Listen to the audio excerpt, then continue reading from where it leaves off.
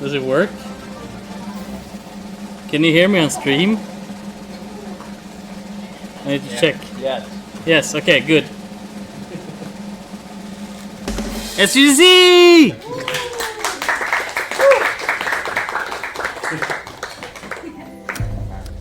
I'm your ethically sourced host, an assembly of body parts. Yay! Yay. Today they feel broken. Alright. First up to show their stuff is Crack Wizard, aka Pontus.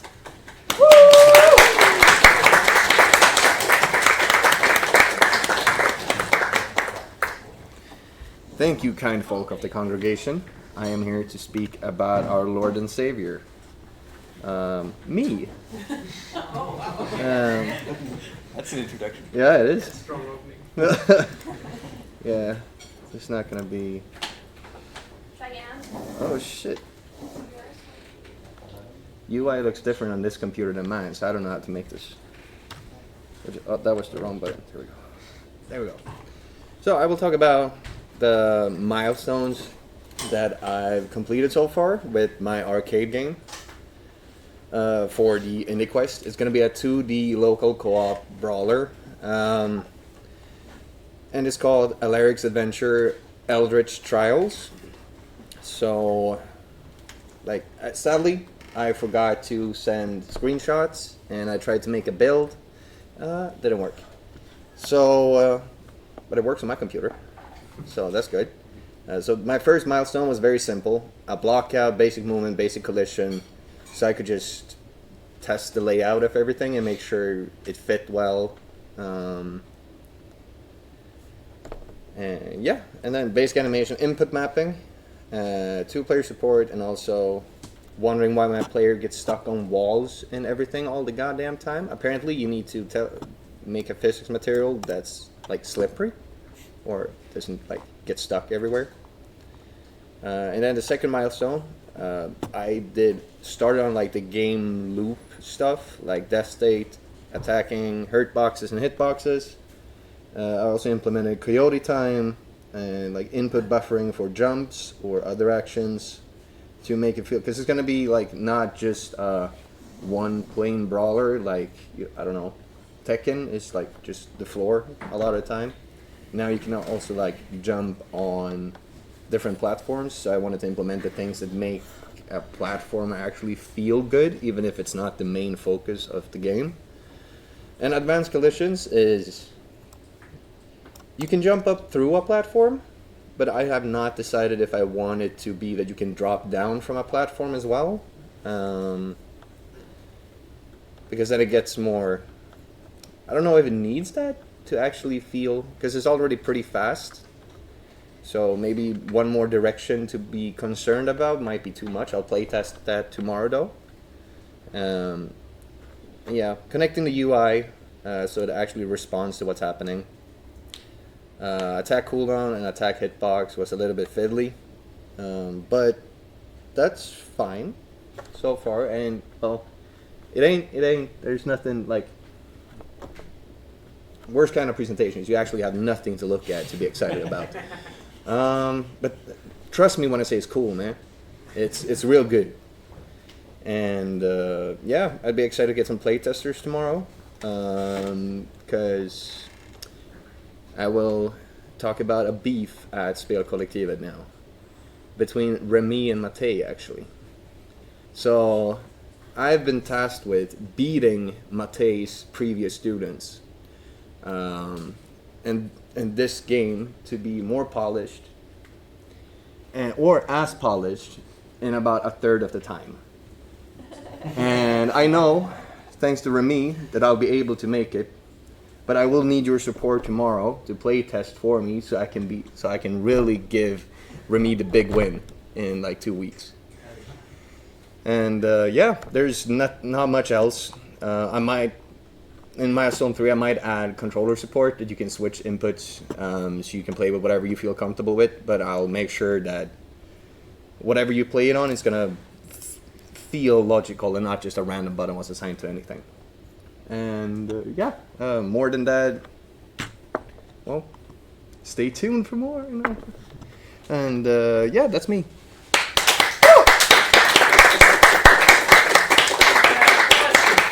Yes, questions, please. James. Did you describe what type of gameplay it is, or what type of game it is at all, or what the setting is, or anything? Yeah, good questions. I was gonna get to that part. So it's a 2D brawler, kind of like inspired by like Tekken and Mortal Kombat, but also not as good. So it's like very basic, no combos yet. But I just want to, because the whole thing with this was supposed to be polished more than technically advanced. But it's gonna be like in a it's a follow up to the text adventure game I had, where it's Alaric walking through trying to find the baguette recipe, all of that.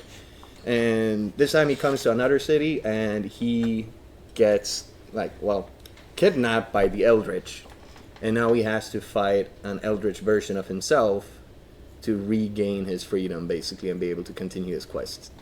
And that's where it will be taking place in like a French-inspired dungeon. So, yeah, it's a donjon instead of a dungeon. So that's a difference. Yeah, I don't know who was next. What motivates Alaric to get up in the morning? Bread, bro. Gotta get that bread. That's it. No, what motivates him is, I'm actually thinking about that. I think from this game, he's gonna start becoming more of a fighter than a baker, because he kind of gets the bloodlust after a while. So it's pretty nice. I have no idea. Plan. When you get your screenshots working, will you share them in Showcase? Yes, I can. I'll do that. Nah, we'll skip him. Yeah. Okay, Hadi, you can go. How are baguettes going to be incorporated in this game? You're gonna slap each other with them. So you already have the baguette. Yeah, the Eldritch has a baguette too. Is there an Eldritch baguette? It's an Eldritch baguette. And there is one backlog feature that Mareike proposed when I was talking about my other game, that can I make the baguette grow? So I have it in my backlog. Yeah, so I have it in my backlog to make a taunting animation where you basically put your baguette forward, just go, "Oh, you can't beat me," or something like that. So, or beat this or something. I don't know, but something like that is going to be definitely implemented if I have the time. It's gonna be hilarious. You can't beat me, you can beat me off. Yeah, Is that I will take that. hey? Yeah. So, any more questions? Great, thank you.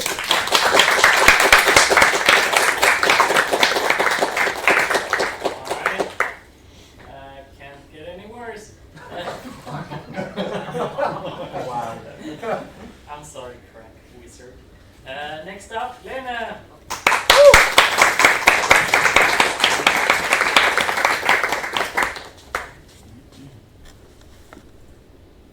Okay, so my name is Leene. Where'd the mouse go? Okay, here it is. Wow, the mouse is doing something. Okay. Anyways, I work on 2 games at the same time, run a studio, and I made a trailer, so I'm gonna just show it without anything. Yeah. Windspell, a magical town of opportunities. You're not here to slay monsters. You have a drive to express yourself. So, you set up your own cozy little shop in a back alley. And learn to create jewelry and equipment in your own personal style. Cute or quirky, honest, or anything.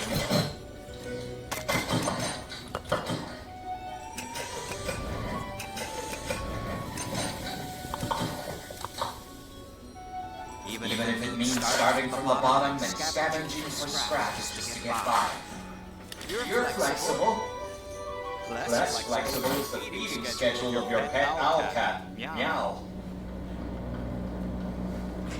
You'll be fine. And you might find plenty of folks dropping by your shop.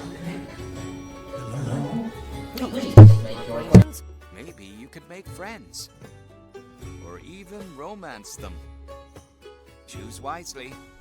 What you create and who you create it for will have consequences. But first, grab your tools and get crafting.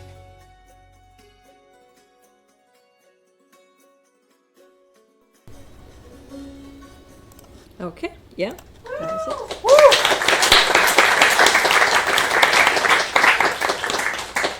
And I can show you also a pitch that I did, and the pitch is made for Nintendo people because I'm hoping to get to work together with them a bit. So the information on this pitch is mostly meant for that, but yeah, so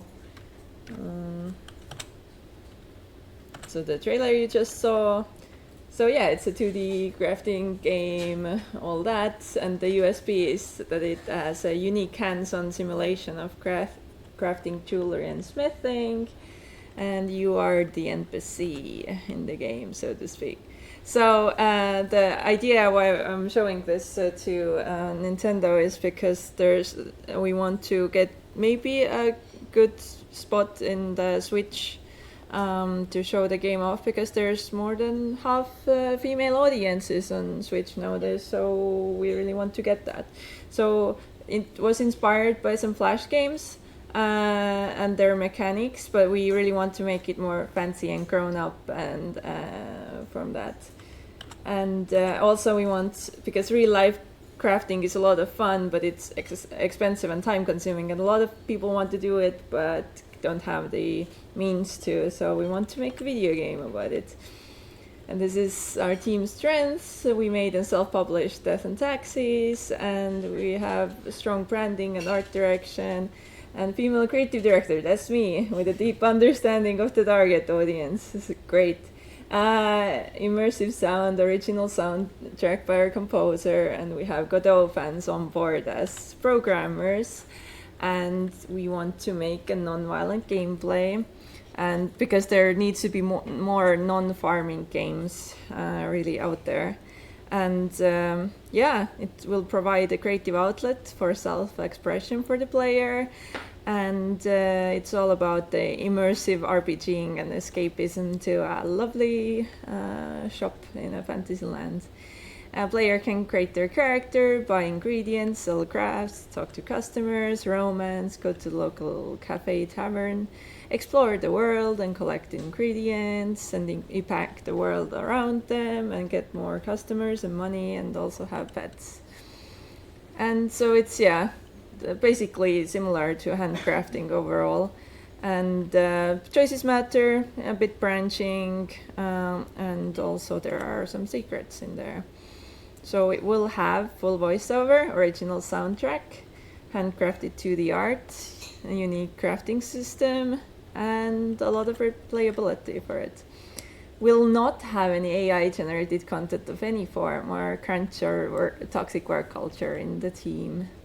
And this is our lovely team making all the things from all the other different countries, places, different backgrounds. I really am happy with everybody who's on board there. Yeah, and that's us. And the last small thing that I wanted to show was, because I just recently got it from our environment artist, and I just wanted to share it because I think it's so pretty. It is the area where you can scavenge for stuff, natural stuff in the forest. So that's how the forest looks like. So there's gonna be items that are gonna popping up in different places if you visit this place, and then there's gonna be different weathers here as well. And yeah, I was just very happy where we are getting with the art and stuff. Such a good artist we have on board for this. So yeah, very happy. Any questions of any of it? Yeah. Do you have some games or shows that inspired your style, or? So, like different games that inspired for the mechanics and stuff, or do you mean like the art? For the art style as well. but I would like to hear both. Well, the like mechanics were more like I said, flash games, but also some mobile games like, I don't know, Papa's Pizzeria or whatever those games are. And for this, for the art style, well, I was kind of put down the overall art style. I want to have like 2D outlined stuff, but then we were going to search for artists, and we incorporated the artist's personal style as well. So we have a character artist and we have a environment artist, and they both have their own unique style that actually can blend it. So we brought it together in the middle there. So they do what they do their best, basically, in this style. So there's the environment artist makes more realistic things usually, and our character artist makes more cartoony stuff. So we brought it back in the middle. But the colors and everything, I don't remember the artist's name, but I did get inspired by an artist that makes fantasy creature paintings. Then I made the color palette dependent on that. So it's mostly just people's personal styles melded together into this awesome thing and using their strengths for this. Any other question? Yeah? About that piece of art you just Yeah. showing, do you have plans for animating it? There's not gonna be animations, unfortunately, because that will take too much time. But there will be Brian will be making a sound to all of that, so it feels more immersive to hear the environment. And the other thing that there will be is there will be spider webs and bushes that you can click on, and then they will go to the side or something, and then you can find things in there. So there will be a tiny bit of you click on something and then it will go to the side. So yeah, that kind of stuff. Yeah, James?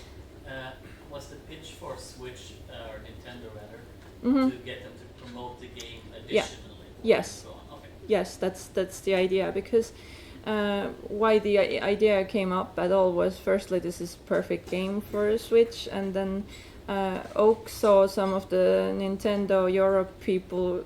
He said that there's only a few of them in Europe, 4 of them, and 2 of them came to Estonia to an event. So he met them there, basically. So and they were interested in Craft when he was telling about it. So I was like, let's put the pitch together, let's send it again over, and let's see if we can get anything. You miss all the shots you don't take, so we're gonna try it. And that is a big one. If we're gonna get extra visibility on Switch, that would be great for us. Yeah, When are you planning on releasing it on Switch? At the same time? Or? Later, but quite early still, because we're still gonna hopefully it will be a few months after the release or something, because we will already start with the porting before the game is released. But with how we're doing right now, we possibly couldn't release it on the same time, but we're gonna try to, and we might outsource it. We're talking about it as well, so we're gonna see that. Yeah. What are some of the main considerations or thoughts that you prioritize when making a trailer? So basically, I really like making trailers, and they are they're a lot of fun. Yeah. So what I usually do, because our games are not very action based usually. So there's just more, the story itself or voiceover is always so important to put there. So I usually play to the music to make it very flowy. So I always montage everything to the music, and I first write the script, and then I wanted to really show these mechanics as well, because I think they are something. I haven't even done this, but I really need to make GIFs and stuff out of these crafting mechanics and show them off. Yeah, so those are the main things. We just what we do is, this is all from the small demo that we have that I'm always working. So we have finalized looking art, like some of it. Like, even though we're called Placeholder Gameworks, we don't use many placeholders. Actually, it's usually we try to make the finalized art in a small slice.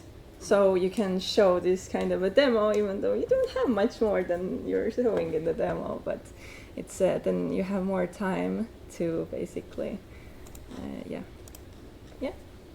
Okay. Well, thank you.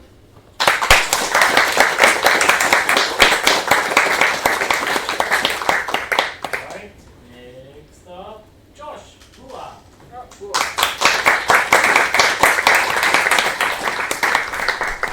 Hello, hello, hello. Just not expecting to be up already.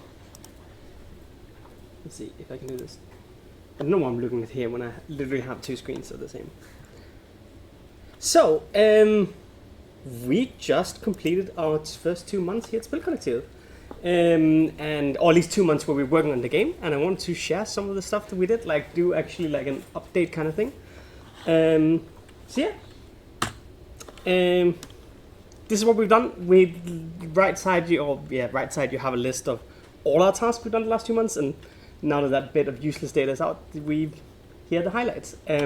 Specifically, we've been working a lot on trying to piece the game together and make it playable from the start, which means tutorially. So we've gone back and forth with this a lot, but you can see there's like a tutorial now with highlights and telling players how to play the game in a way that is not intrusive, but also instructional, but not pop-ups, but also pop-ups. It's very complicated to get players be happy with that. We worked a lot on readability. So left, you can see how the game looked before. We had very bad contrast between our characters, and our health bars were kind of horrible. And we didn't have good outlines, so hopefully you find the right picture more readable than the left. If you don't, I will cry, so please don't tell me. Or maybe you should tell me, that's probably good, but I'll still cry. So that's something we worked a lot about. We revamped all our class systems in the game to try and make it, again, more digestible and be more easier to be introduced to and get into the game.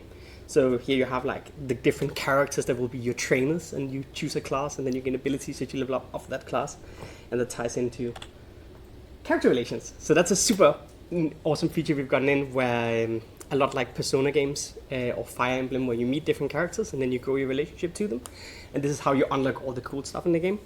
It's like a darling feature that we've had for a very long time, but haven't been able to implement before now, so I'm very excited about that. We've completely revamped our campaign and the way our game flows. Before we had like a very linear thing that wasn't very interesting to replay. So now we've tried to make it more dynamic and create like an objective where you have like a certain amount of turns to beat, and it's like there's some time pressure and intensity to play, along with some side quests and that kind of stuff. Still early days on this one, but we have a new structure. And then we've gotten a bunch of story. This is Leene, who's been writing a lot of story. Hopefully it's funny, hopefully it's interesting, but we've been trying to get our world to shine and to speak more about that. And with that, we've created some set-piece missions that hopefully stand out and has a little bit more of a handcrafted feel, as we usually use like procedural generation or like randomization to generate kind of generic missions. This is like a thing that we've done. And that means that our first act of our game is kind of complete, like when is a game ever complete. And we're super excited about that, because that has been a goal of us for a while. One of the big things for us is we want to have a playable version that people can play, so we can actually know if we're doing something right. Historically, we've been very bad at that. So that has been the goal of this build. And with that, we're looking for playtesters. Specifically, we now just like an hour ago compiled the build, and we now have the first 5 hours, this like first act playable. And I'm really looking for people to hopefully play the game and tell us what you think. Tell us if we're doing it right, if you're doing it wrong, if it's interesting or not. There's a sign up link here. I'll also post it somewhere. It's a Google form where you can sign up, and I'll write to you in Discord and send you a key. We will start small with a handful of people and grow it week by week. And we really want to know if the direction we're at is at the right way. So yeah, that was basically it. I don't know if I went way too fast this time, but yeah. Any questions? And while you do, I want to share a last final thing, which is our new music track from the final mission of the game. Is this good? Is it too loud? Yes. So for the testing, I know before in the house you were taking people to play test in the office. Yes. Is this like remote play testing? Oh, now it gets loud. Now Sorry. Is it going to be remote play testing and then written feedback, or is it going to be the same? So this is a fully remote playtest. Like, we want you guys to, or whoever wants to join, to play on their own computer and play at their own setting, time, space, and play for more than an hour. So all the testing we've done has been an hour, very focused on trying to get the tutorial right. Now we want, like, if you play the first act, is it still fun? And I would love feedback. You can come talk to me. We have a Discord server where I would love you to post, but of course, I won't force anything. But any kind of feedback, any kind of like thing. There's also a little questionnaire at the end of the build that you can fill out. That also helps us. Yes. That's a cool QR code you have there. How did you make it? When you Google QR code creator, there's like a QR monkey creator website or whatever, and then I sent it to Nina, and Nina turned this back to me. I can share the link on the post if I can, like when I do a post about this. Yes. Can I get the QR code? Yes. Oh yeah, I should be here. That's like the smart business move. Hi. How long have you guys been working on this? So we've been working on Dice Gambit for 5 years. It's my COVID baby. So as soon as we went on lockdown early 2020, I began this project. Spare time, and then we slowly grew into a team and full time. But we've been full time for 2.5 years. 2 years. 3 years? 2 years. 2 years? 2 years. Whatever the man says. Something like that. Yeah. And how many people are you? Now we are 3 full-time, and we work with 2 audio contractors, a musician and a audio designer. We used to be 6. Okay. Now the question is, what happened to the others? And a publisher cut us, and we lost funding with everything else that happened last year. So luckily we got picked up by James, and now we get to actually finish the game. I'm happy to talk more about it, but I don't want to like hog too much time. Okay. How has Spelkollektivet helped you anything in your development since you came here compared to how you worked before? And if so, do you have any, not suggestions, but like recommendations to other people in the house of how they could make the best out of their stay here to help make their game better?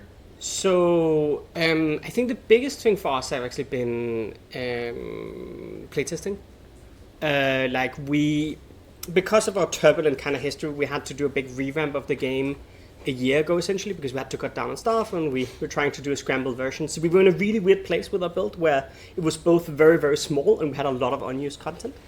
And we've been really bad at testing in the past, and we've had really low quality tests in the past, where we've been testing with people who don't play these types of games, or frankly, people who are more business people than they are game people, and that just leads to really weird feedback. So it has been really, really encouraging playtesting here, because I feel like it has been a lot easier for us to both get good feedback, but also find people who kind of gets the game, which is also just nice. Like, I specifically remember our first playtest here. Like, we were kind of, I don't know, I was trepidatious because all the playtests we've done has always been like very bad. Like, it was like people don't like the game, and then we had a playtest and people actually like the game, and that made me very happy. So I think the atmosphere here is very good for that. Yes. Is the playtest only for Windows, or is it for Mac too? Or? It's only for Windows, unfortunately. I don't think we're doing a Mac build anytime soon, because it is. I can try. Yeah, Nick can try. If you're interested, we can try and do a compile and see what happens, but we can't test it. Do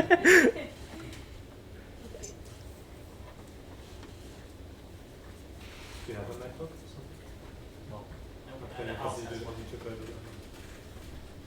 There is one in my office. Okay. All right. Thank you. Thank you.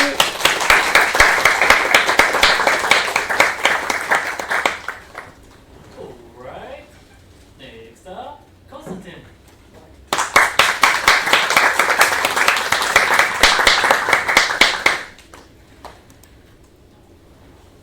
My face.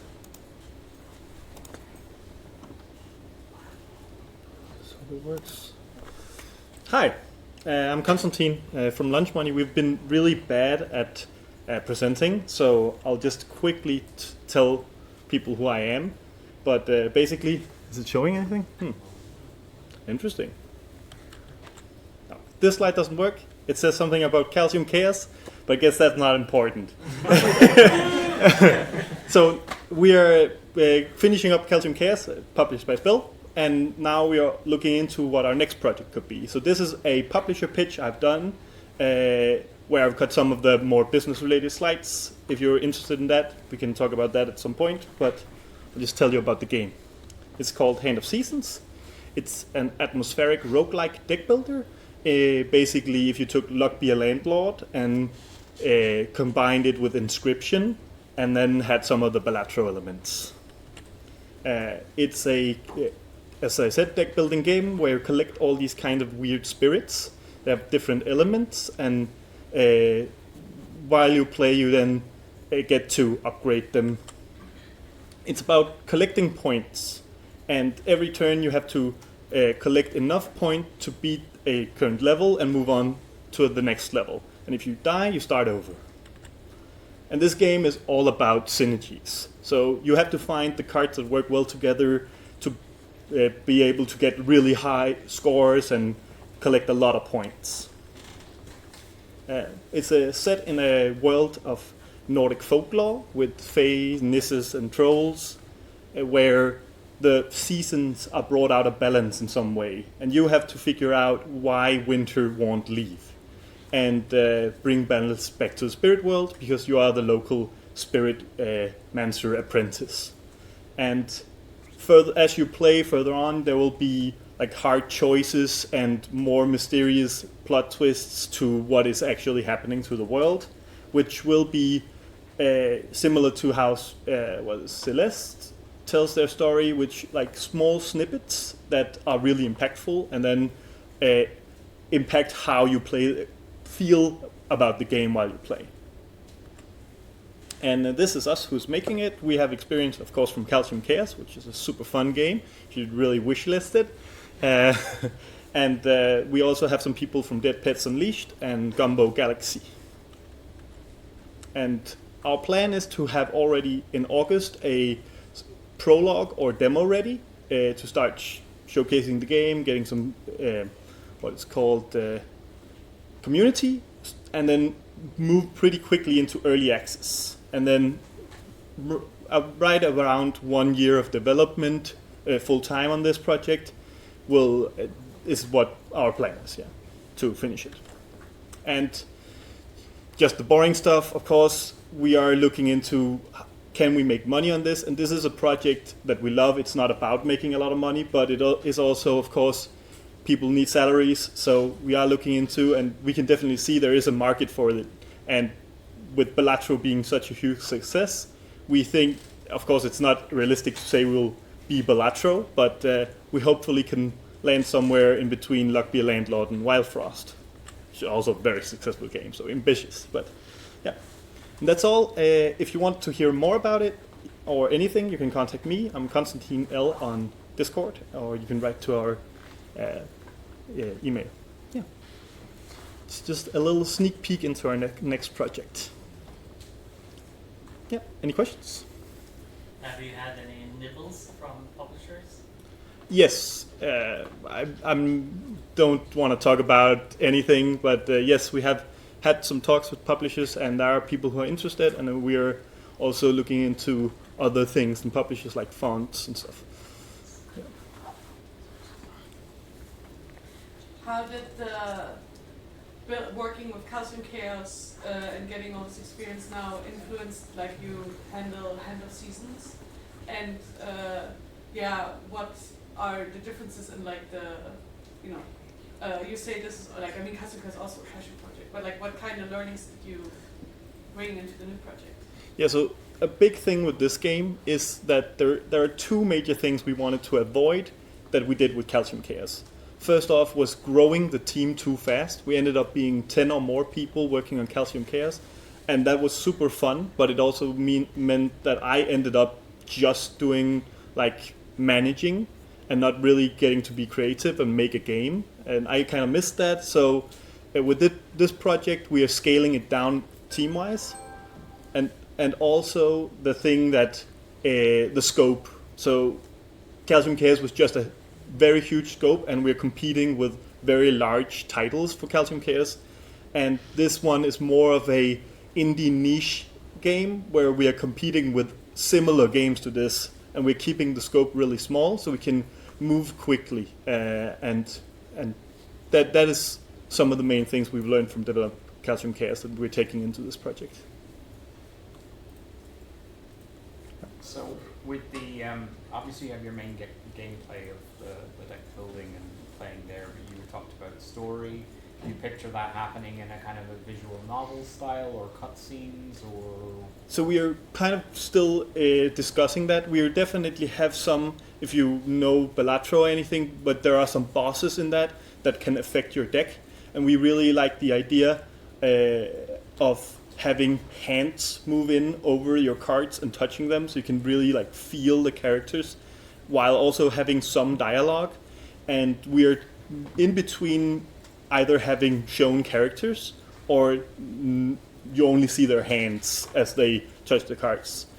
But I think right now we are going towards having like the similar to Craft characters that full body characters with dialogue when you talk to them, and there is like plot points and you get to know all the characters. Yeah. Thank you.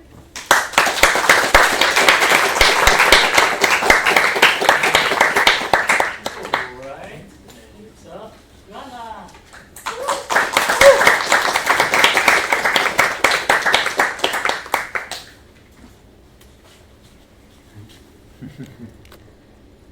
There we go. Okay.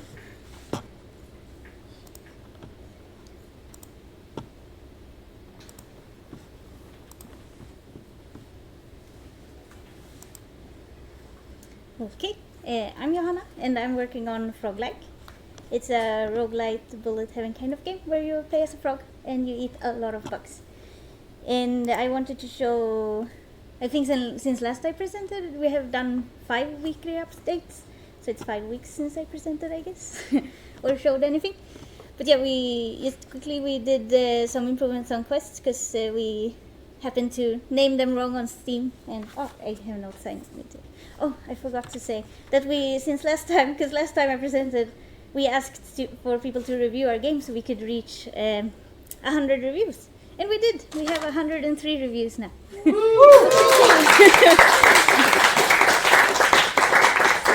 thank you everyone who reviewed, and please, everyone who didn't review, still review it, yay! And yeah, so we have been updating every Wednesday, and just quickly what we have been doing, we have been working with the quests and renaming them and trying to make it a little bit clearer what you are supposed to do to make it easier. Oh well, yeah, quests are the same as in achievements on Steam, but we show them as quests in our game. So yeah, we renamed them on Steam to make it easier, and updated the quest book a little bit on just how to find quests and read about them a little. And we also, for the next week, we updated the story about Stanley and the story about Toad. Because in Froguelike you choose chapters and you play through a story instead of just starting a run and going through the whole run. So for Stanley we gave him, because his storyline is about becoming more like a frog, but his reward for completing the storyline used to be more lives, which is more cat-like. So we changed it so now he learns to swim and gets quicker in water instead. So I had to draw a new icon for that. And we also changed the Toad quest a little bit from some feedback because it's designed to force you to lose at the last chapter. But now we changed it so we force you to lose on the first chapter, so you don't have to first play 20 minutes and then you have to lose. Okay, now you only have to play 30 seconds and then you can lose, and then you can get into Toad's storyline instead. And we also, in the next update, we added a quick start button, so you can quickly start with the same prog and the same chapter and the same difficulty setting as your previous run. It looks like this in the game. If from the main menu it's called quick start, and from the end screen, the score screen, it's called try again, just to make it easy to quickly use the try again. And then the latest update we did yesterday was that we added counters to the goals that a few storylines have. So for example, Toad's storyline asks you to eat bounty bugs, which is the bugs with the white outlines. So if you start this chapter that says you need to eat 3 extra strong mosquitoes, the chapter shows a counter, so you don't have to remember how many you eat, because if you don't eat enough, you can't play the next chapter. So now you know your progress and how you are doing. And we hope to be able to also use that for different kinds of goals for new chapters in the future, or to improve the chapters we are working on, or that we already have.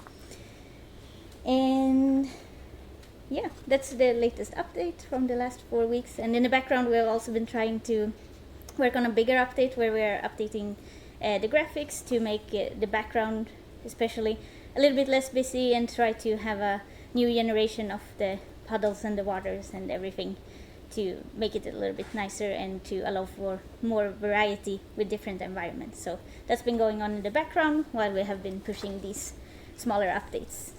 And yeah, we hope to. I hope to be able to finish a mock-up for the new graphics soon. But I've been saying that for a month, so we'll see.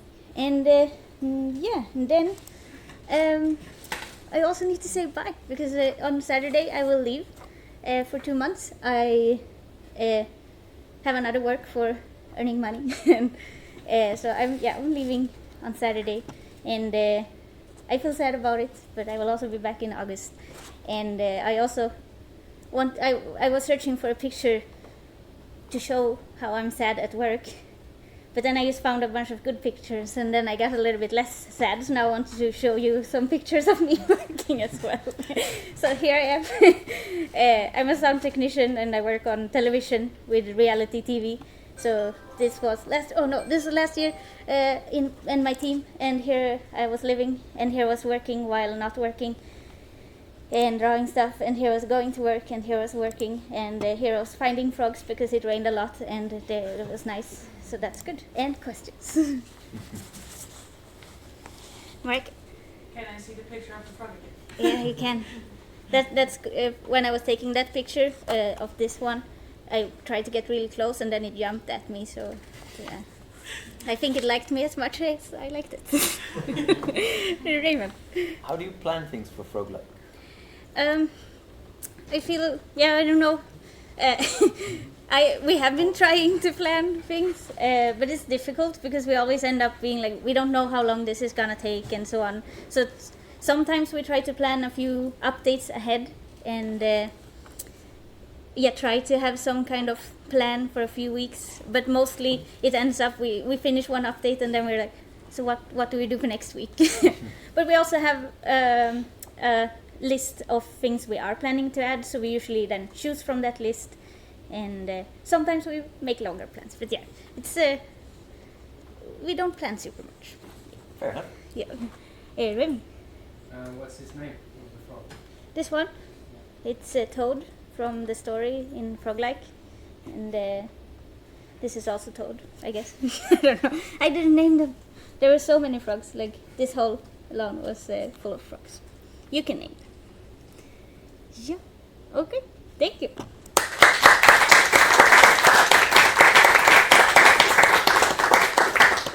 would like to remind everyone, specifically Neil and Harry, to relax with the keyboard and clicking. It's I can see that it annoys people. Next up, Jonathan.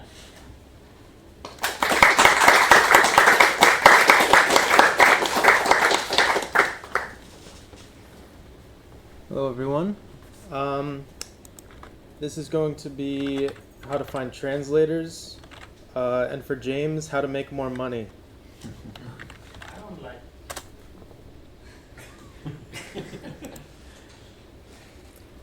This is actually a blog post I wrote in the last 6 months.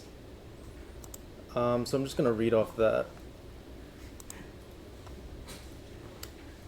And yeah, I like finding pictures for my blog posts.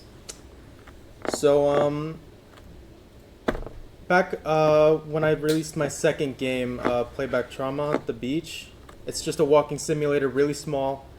It went into release with just English. And then half a year ago, or a year ago now, I got a job with a publisher, and I was in charge of preparing localization and looking for translators. And I realized after I left, this is kind of easy, so I tried to do it myself, and you know, it kind of worked out. So I started with a budget of like 3 to 5 cents per word, because that was what I could afford. And so yeah, this is what I did to find translators. So I looked into Reddit game dev classifieds, because that's where people tend to go when they're working in games and looking for work. Search specifically for the word translator or translators, anything like that. And then keywords like specific languages I was looking for. I was kind of looking to translate to everything. So I just used Spanish, French, Russian, Japanese, all that stuff. I also looked at itch.io. For those of you that don't know, it's just a game platform, kind of like Steam, but way smaller, and for indie projects. And on there, there's a section for classifieds, kind of small, but there's also a way to look to find specific keywords on the website, which is actually what I wrote right here. If you go to Google and then type in this little phrase here, it'll search the entire website of whatever you're looking for and specific keywords that you input. So this is kind of the easiest way I found to look for translators, just checking the entire site, and then searching for like translator, languages, things like that. Because on itch.io, at least, I found that translators tend to market their services. And on their profiles, they'll write like, this is what I do, I'm a Korean to English translator or whatever. So that made it really easy. And then doing the same thing for Twitter, LinkedIn actually as well, and just Google in general. After that, I kind of had a few translators that I wanted to work with, and from there, I asked for recommendations if they knew anyone else. That's probably the best way to find quality people, because you have someone that you know and can work with who can also vouch for other people who can also do, you know, quality work.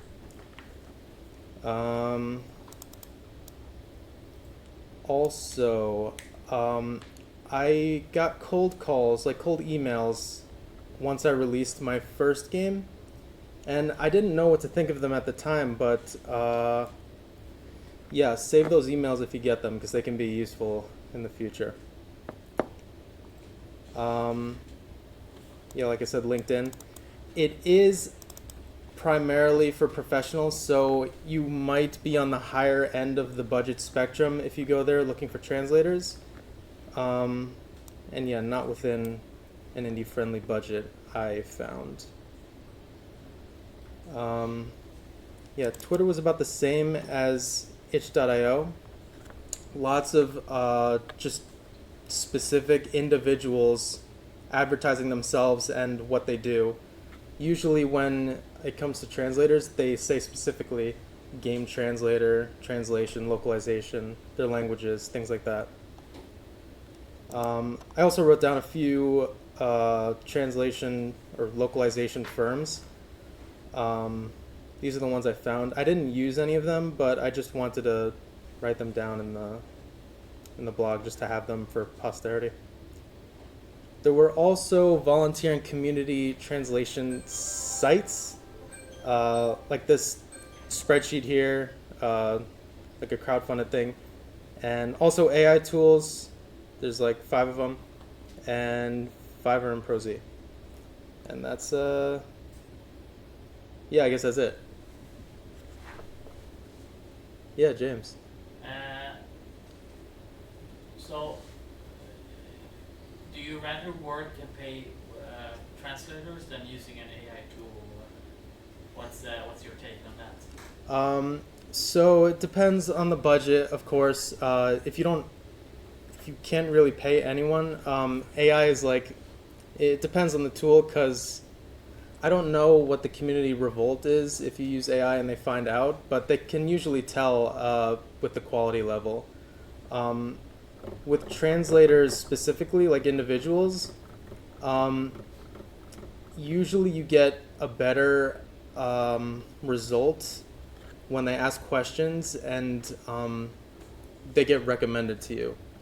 Or they've worked on games specifically and they're like credited, because you can see like in the comments reviews, sometimes there'll be some words about the translation if they're not up to par. But yeah, I prefer working with individuals rather than AI. Yeah. Do you feel like having lots of separate contracts and paying everyone separately is worth that hassle versus like, I assume the alternative is like an agency who will do all the languages you want and they have their contractors? Yeah. So I actually just paid, I didn't use contracts for the first game. For my second game, I had 2 translators that translated like 18,000 words. I used contracts there because it was a really big job, and I wanted to make sure we all like stuck to one plan. But yeah, if it's small, I tend not to use contracts because it adds a lot of complexity. Yeah.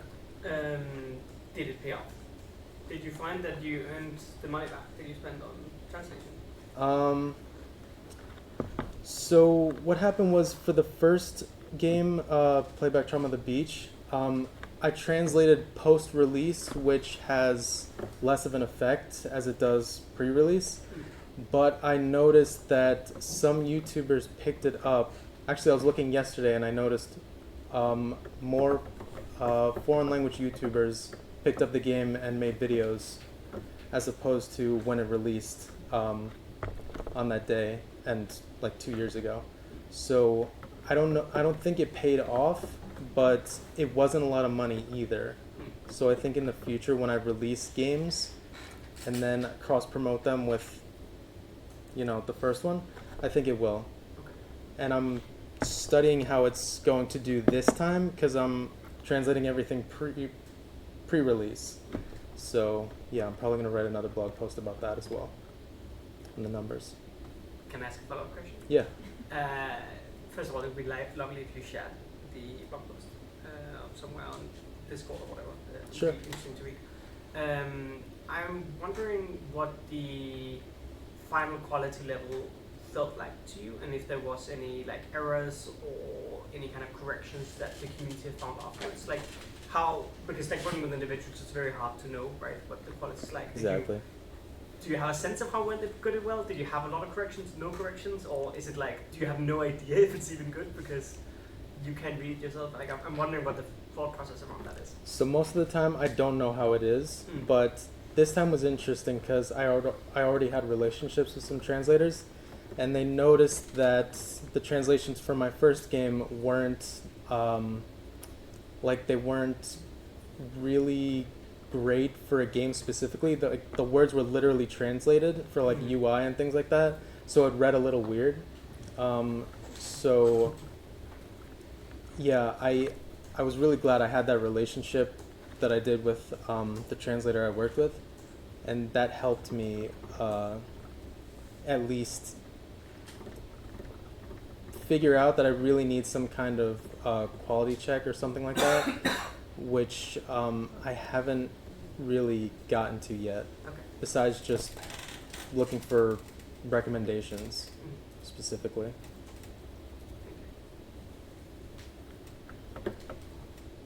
All right. Thank you.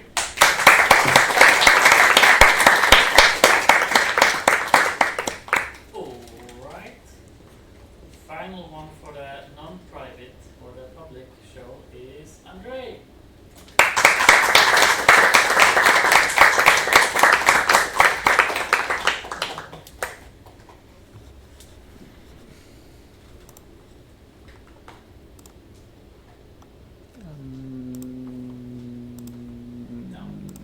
Yes, I found it. So, this month I worked a lot on backend stuff, but Louder. yeah, Louder. yeah. So I worked on a lot of backend stuff, and yeah, I'll show you some stuff.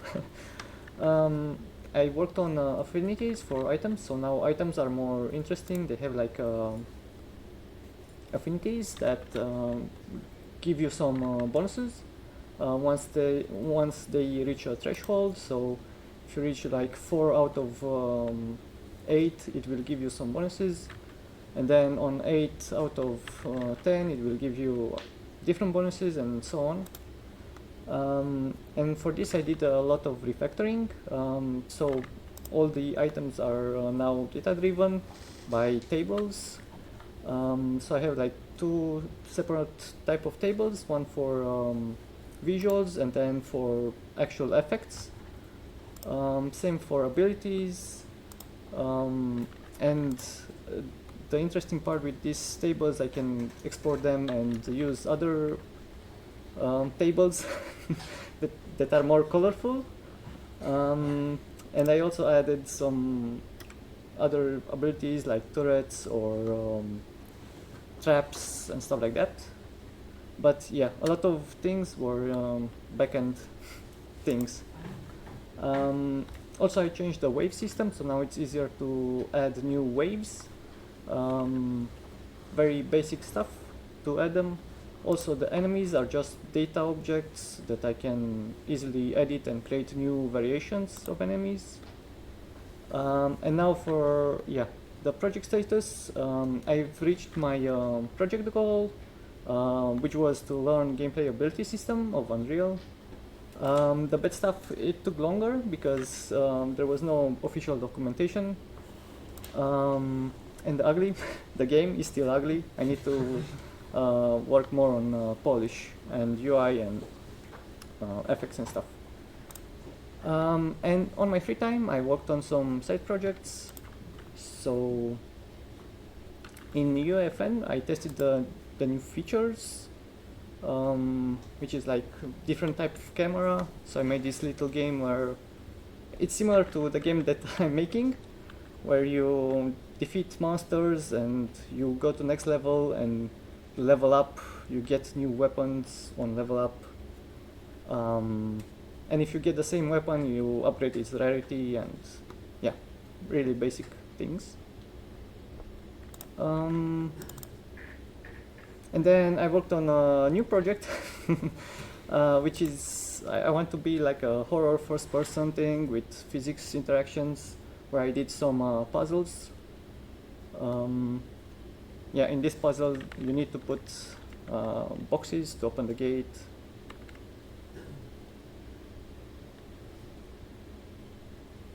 And then another puzzle.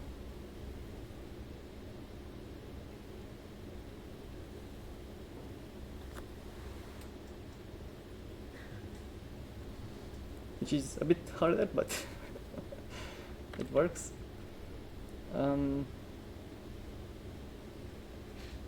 Yeah, and some more type of puzzles with physics interactions and stuff like that.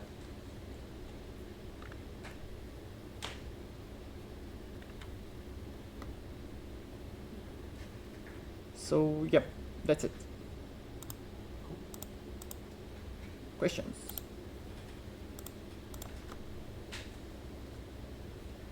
Yes. How different, or like, what was it like working with the Unreal Engine and Fortnite thing?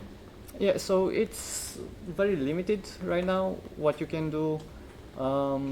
Like, you cannot create your own abilities or query the environment for like collisions and stuff like that, so it's very limited in that sense. You can maybe modify like enemies HP and little things, but nothing complex. So you cannot create your own abilities, which I wanted to do. Yeah. And that's it. Thank you.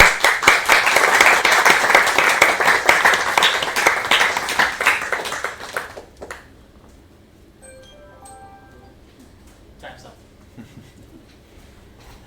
All right, that's the end of the public section. And now we have a shit ton of private stuff. And you could have seen that if you would bother to get here, but you didn't, so I guess we'll never see you. Bye.